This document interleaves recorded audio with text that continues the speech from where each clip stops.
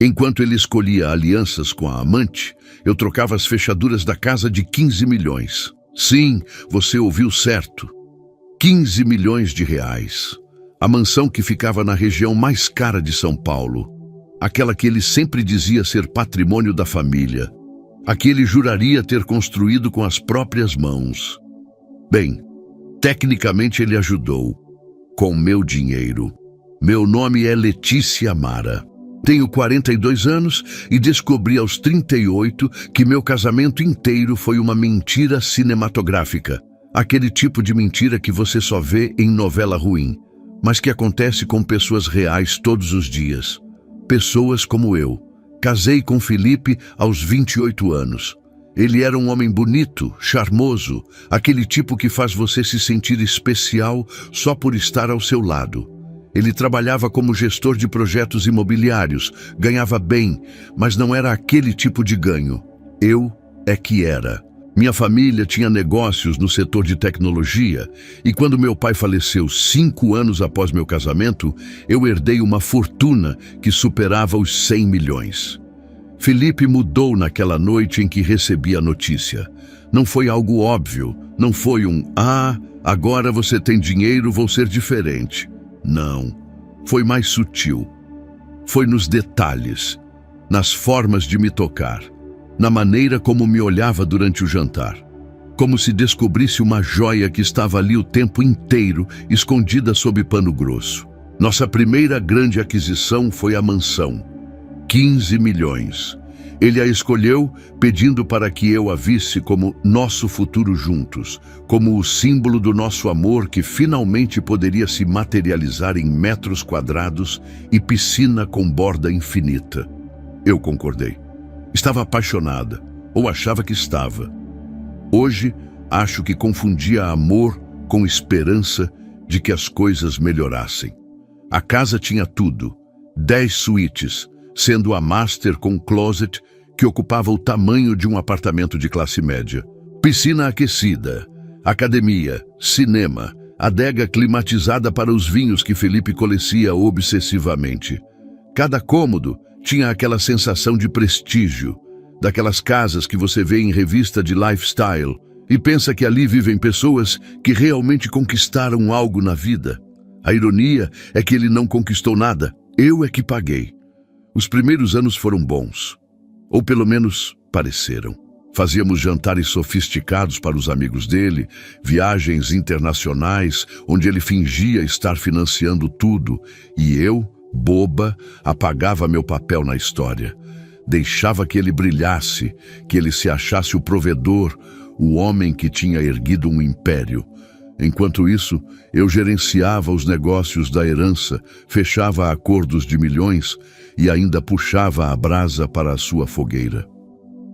Aos 35 anos, tive um insight. Estava em uma reunião com meu contador quando percebi que Felipe não tinha a menor ideia de quanto dinheiro realmente tínhamos. Ele pensava em dezenas de milhões. Não tinha acesso aos valores totais. Não sabia dos investimentos internacionais, das propriedades em litoral, das ações que minha família tinha em empresas de tecnologia. E eu mantinha assim porque tinha medo. Medo de que, se ele soubesse que eu era muito mais rica do que ele jamais seria, nossa dinâmica mudaria completamente.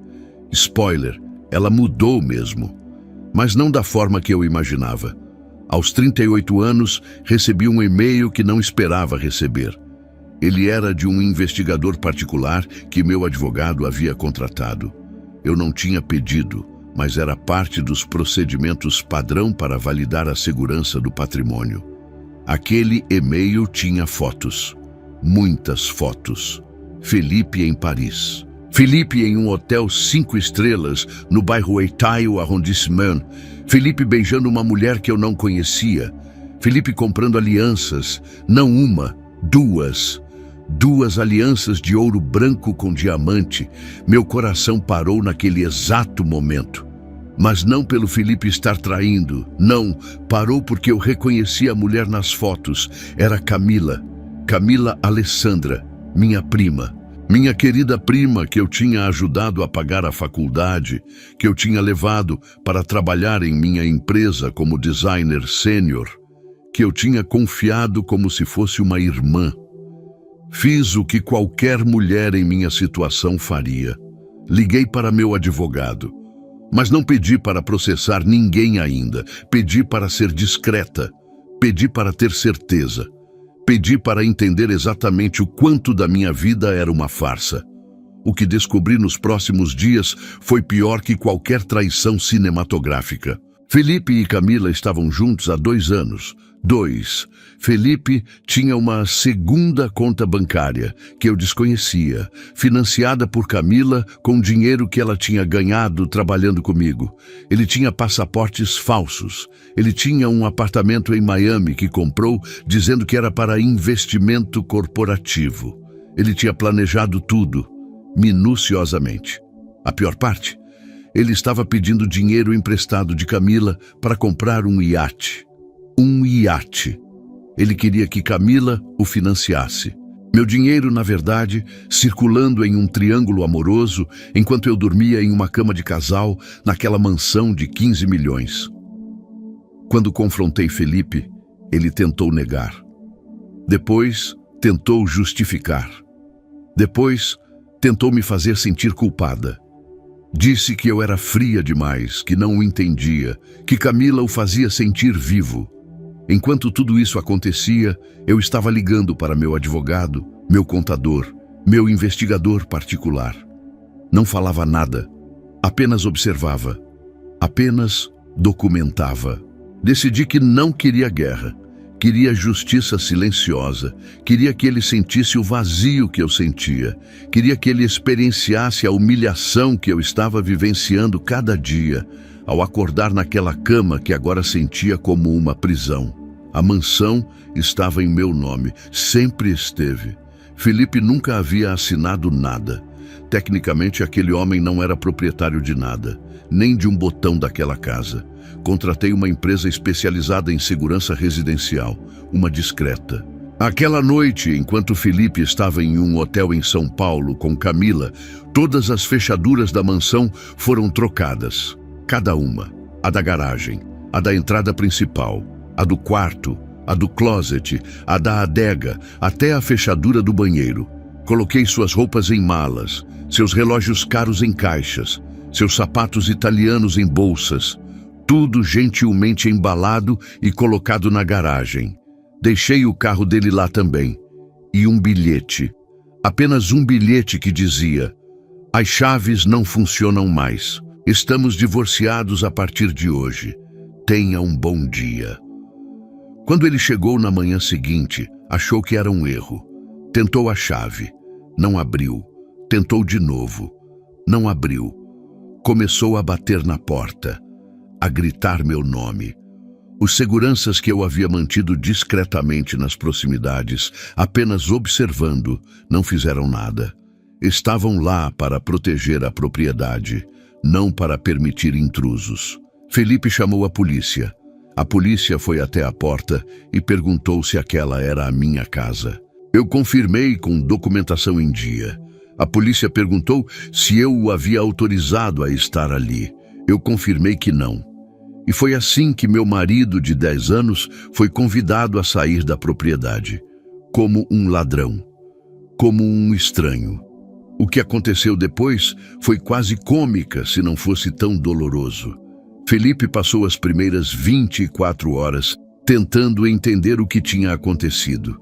Ele ligava para mim 20, 30, 40 vezes. Cada ligação que eu não atendia era uma pequena vitória.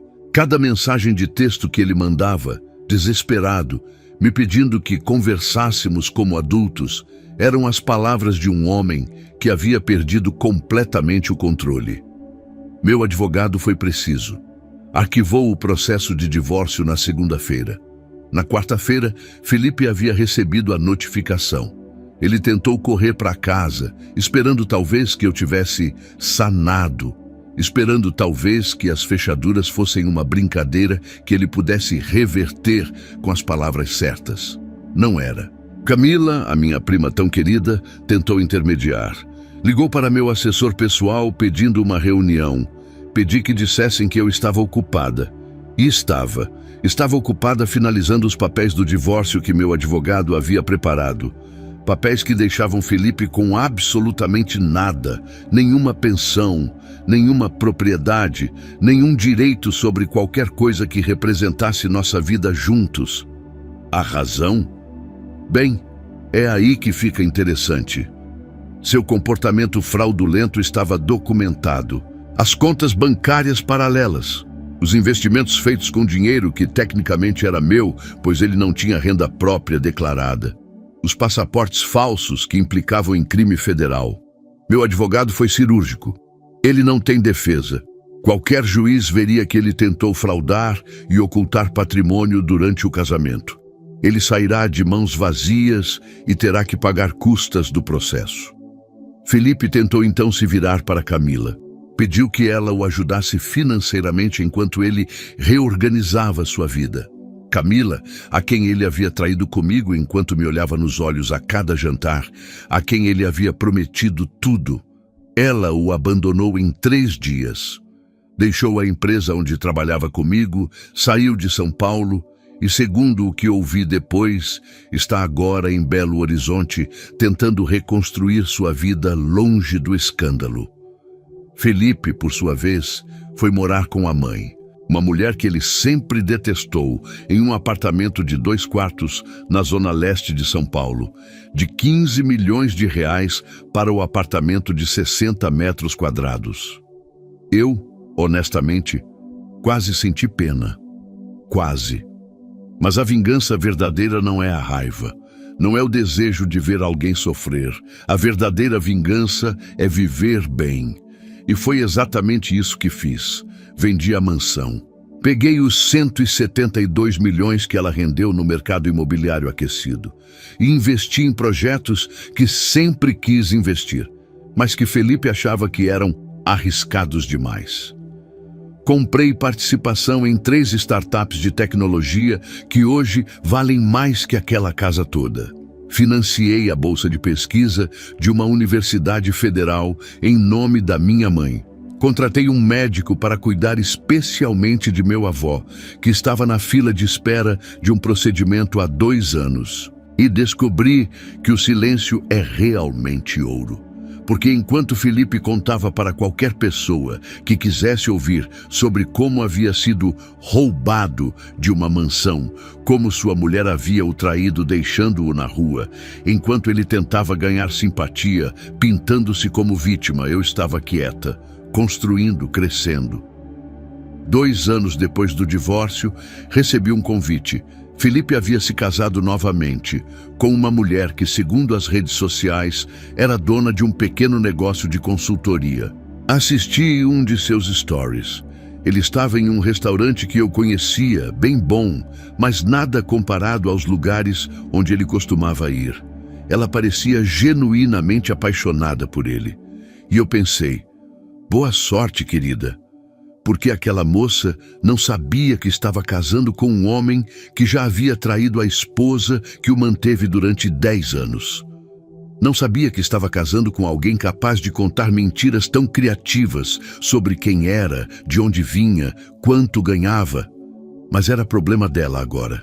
O que realmente mudou em mim não foi a raiva, foi a clareza, porque quando você descobre que foi enganada tão profundamente, que a pessoa ao seu lado era uma ilusão tão bem construída, você finalmente entende que você é muito mais forte do que qualquer homem que tente usar você como degrau.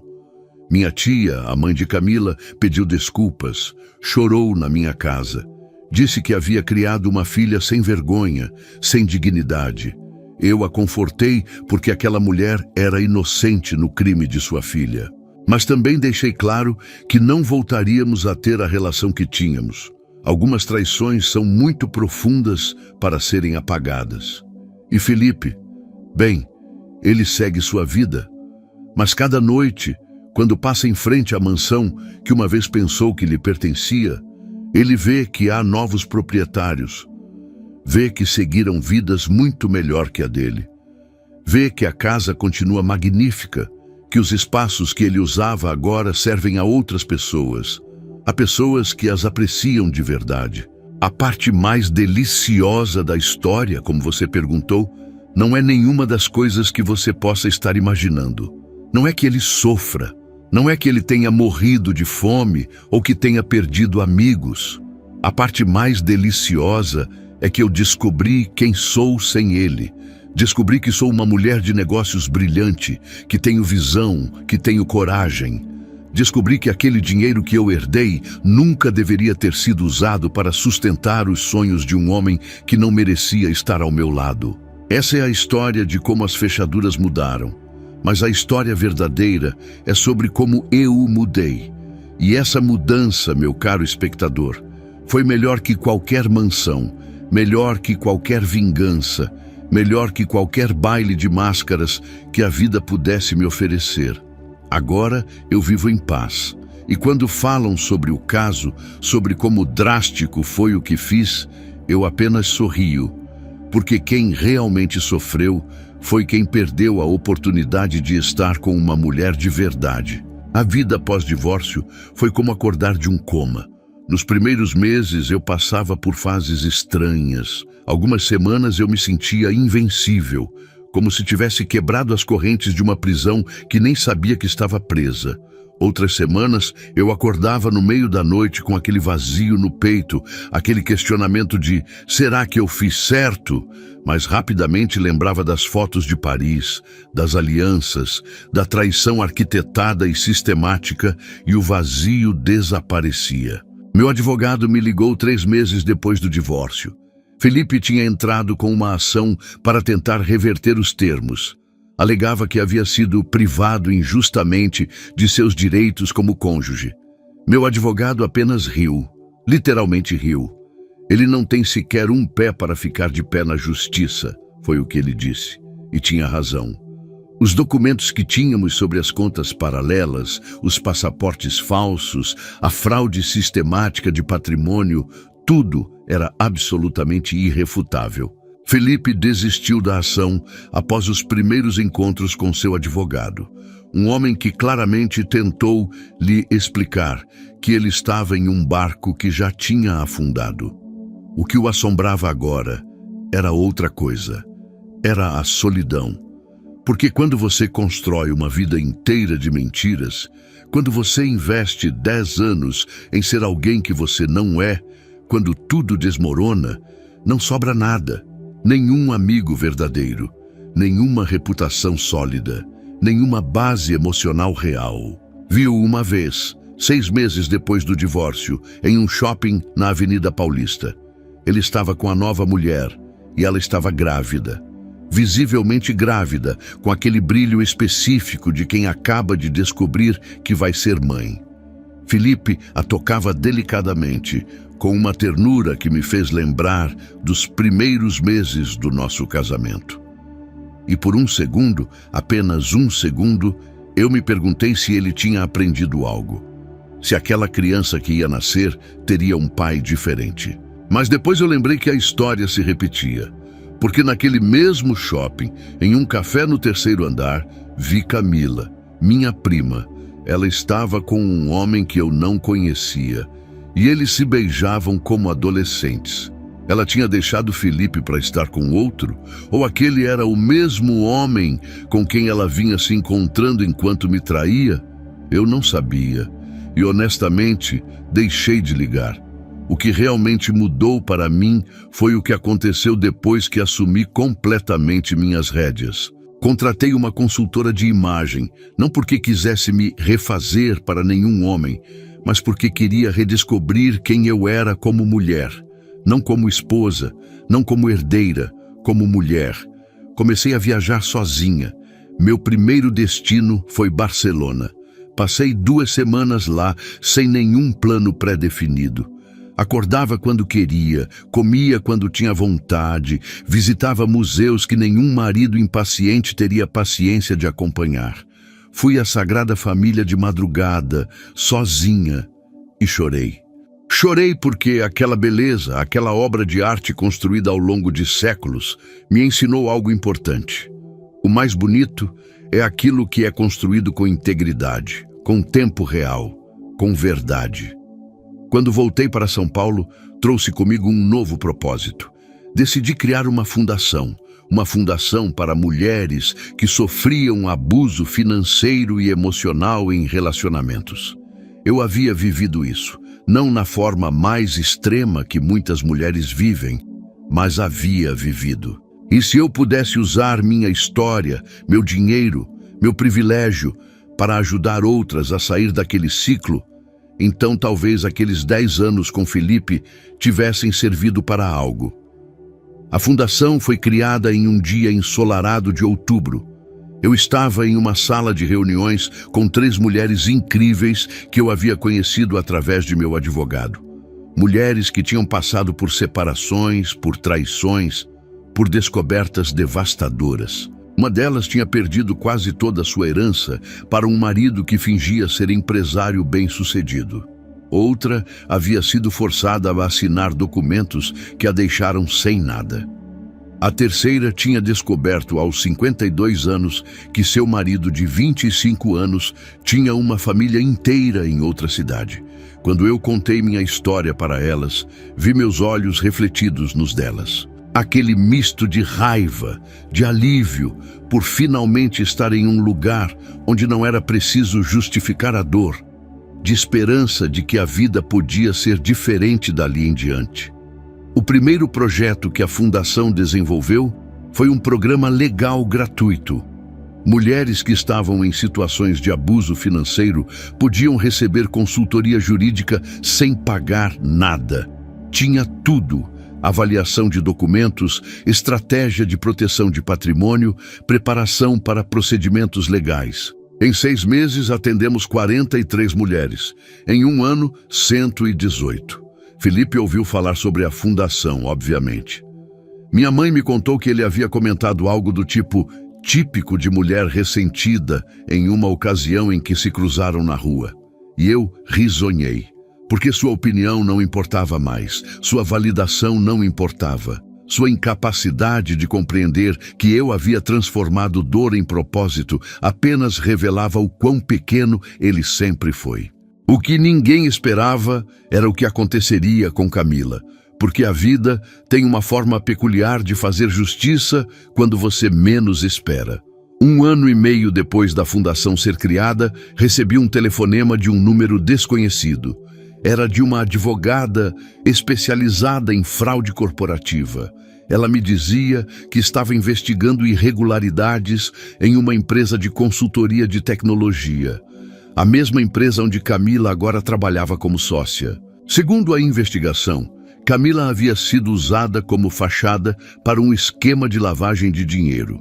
O homem com quem ela se casou, o mesmo que ela havia deixado Felipe para estar, era um criminoso procurado. Ela, ingenuamente ou não, havia assinado documentos colocando seu nome em contas bancárias que movimentavam milhões oriundos de atividades ilícitas. Quando Camila foi detida para questionamento, ela tentou implorar por minha ajuda. Ligou para mim através de uma prima comum. Pediu se eu poderia recomendar um bom advogado. Eu apenas respondi: tente a fundação que criei. Eles ajudam mulheres em situações financeiras complicadas. Talvez possam ajudar você também. E desliguei. Não porque quisesse ver ela sofrer. Sofrer é fácil. Qualquer um sofre. Sofrer é passivo. Sofrer é o que você faz quando está preso em uma cela e não consegue sair. Mas Camila tinha escolhas. Cada traição que ela cometeu comigo foi uma escolha. Cada vez que ela beijava Felipe sabendo que ele era meu marido, foi uma escolha. E agora ela estava colhendo as consequências dessas escolhas. Isso não era vingança, era apenas a vida funcionando como deveria funcionar. 3 meses depois, recebi um convite para palestrar em uma conferência sobre abuso financeiro em relacionamentos. Eles queriam que eu contasse minha história. E eu contei. Para uma sala com 400 mulheres, eu contei cada detalhe. A mansão de 15 milhões, a traição com minha prima, o divórcio silencioso, A mudança de fechaduras, como aquilo que parecia ser o fim da minha vida, foi, na verdade, o início. Uma mulher na plateia levantou a mão durante a sessão de perguntas. Ela tinha cerca de 55 anos, cabelo grisalho, olhos que tinham visto demais. Ela perguntou: "Como você conseguiu se perdoar? Porque eu odeio a mim mesma por ter acreditado em um homem por 40 anos." Eu respirei fundo e respondi a verdade. Eu não me perdoei porque não tinha nada para perdoar. Eu fiz o melhor que pude com a informação que tinha na época. Acreditei em alguém porque era natural acreditar, porque o amor é arriscado e qualquer um que ama está arriscando. O que mudou não foi me perdoar, foi simplesmente reconhecer que eu merecia mais e você também merece. Aquela mulher chorou. E depois de minha palestra, ela se aproximou e me abraçou por um tempo longo demais. Quando se afastou, seus olhos tinham uma coisa que não tinha antes: esperança. 2 anos depois de mudar as fechaduras, recebi uma mensagem de Felipe. Ele havia saído da casa da mãe. Tinha um trabalho como assistente de gerente em uma imobiliária pequena. Não era glória, não era sucesso, mas era honesto, e na mensagem ele pedia desculpas. Não aquele tipo de desculpa que pede forgiveness, aquele tipo vago de "sinto muito se magoei você". Ele realmente pedia desculpas, detalhava cada traição, cada mentira, cada escolha consciente que havia feito para trapacear, para enganar, para usar. A mensagem era longa, muito longa. E em algum ponto, ele mencionava que havia feito terapia, que havia entendido finalmente que aquilo que ele havia feito não era uma questão de relacionamento ruim ou incompatibilidade. Era uma questão de caráter, de escolhas, de valores. Eu li aquela mensagem 3 vezes. Na terceira leitura, não respondi nada. Apenas salvei em um arquivo. Porque um perdão de verdade não precisava ser falado. Se ele havia realmente mudado, isso seria refletido nas ações dele para com outras pessoas dali em diante. Minhas palavras não iam validar ou invalidar o trabalho que ele estava fazendo em si mesmo. O mais interessante é que, quando soube que ele havia se desculpado, meu coração não acelerou. Não houve raiva, não houve triunfo. Havia apenas uma quietude estranha, como se eu tivesse finalmente virado a página de um livro que li tantas vezes que memorizei cada palavra. A fundação continuou crescendo. No 2º ano, abríamos um escritório satelital em Campinas. No 3º ano, em Santos. A demanda era imensa. E a história mais comum que eu ouvia era sempre a mesma. Eu não via, ele era tão convincente. Eu sabia que algo estava errado, mas tinha medo de estar sozinha. Mas havia também histórias de esperança. Histórias de mulheres que conseguiram sair de relacionamentos abusivos, que recuperaram seu patrimônio, que reconstruíram suas vidas. Uma delas era dona de um restaurante agora. Outra havia começado uma carreira como arquiteta. Uma terceira, que tinha perdido quase tudo, agora administrava as propriedades de um investidor de sucesso e ganhava muito bem.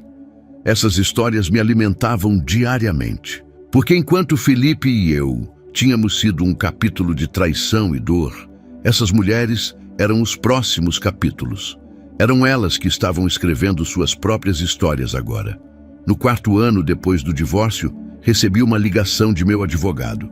Felipe estava se casando novamente, a 3ª vez, com uma mulher que trabalhava na imobiliária, onde ele agora era gerente. Segundo o que soube depois, ele havia sido honesto com ela desde o princípio. Tinha contado sobre seus erros passados, tinha mostrado seu processo de terapia, tinha deixado claro que ele era um homem reconstruindo sua vida do zero. Aquela mulher o aceitou, e quando eu recebi a notícia, eu simplesmente pensei: boa sorte a vocês dois. E significava, porque eu já não odiava Felipe, não sentia mais raiva. O que sentia era indiferença. E indiferença é pior que ódio, porque ódio mantém você conectado. Indiferença significa que você finalmente se desconectou completamente. Minha vida então era preenchida por outras coisas. Pela fundação, pelos negócios que continuavam crescendo, pelos projetos de responsabilidade social, por um relacionamento novo que havia começado 2 anos depois do divórcio, com um homem que havia conhecido em um seminário sobre empreendedorismo.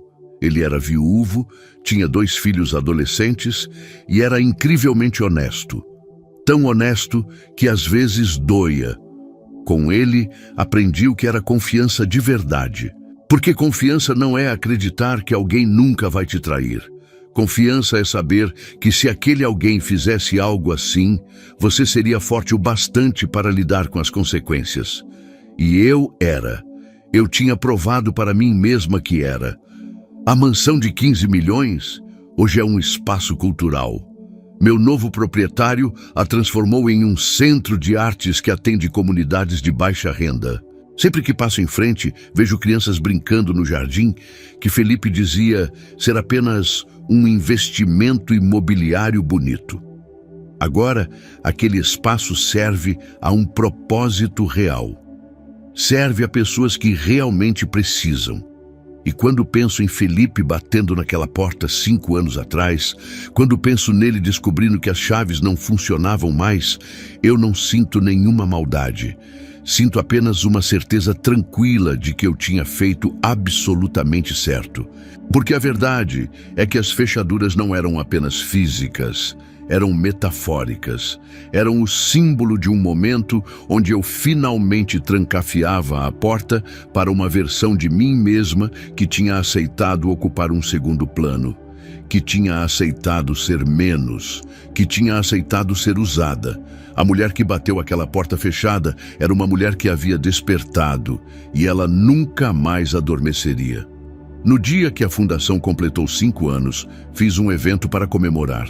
Convidei todas as mulheres que tínhamos ajudado. Convidei meu advogado, meu contador, meus amigos. Convidei até minha mãe, que me abraçou e disse: "Filha, você é muito mais forte que qualquer homem que tentou te derrotar." Naquela noite, sob as luzes do salão de eventos onde celebrávamos, eu olhei para as centenas de mulheres que tinham transformado suas vidas através da fundação e pensava em Felipe.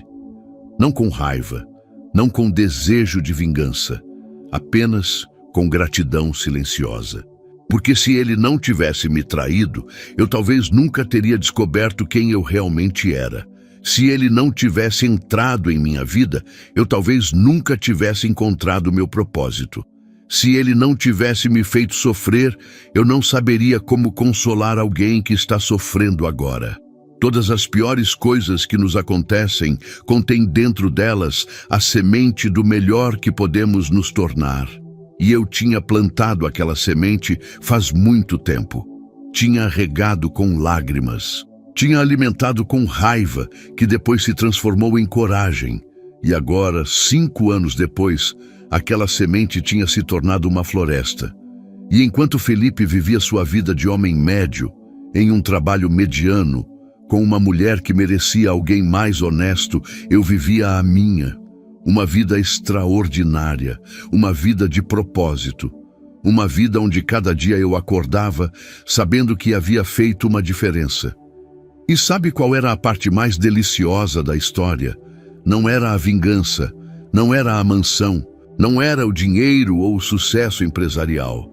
Era simplesmente saber que eu tinha ganhado a guerra mais importante, a guerra contra minha própria dúvida. Eu tinha provado para mim mesma que eu era inquebrável. E nenhum Felipe do mundo poderia tirar aquilo de mim novamente.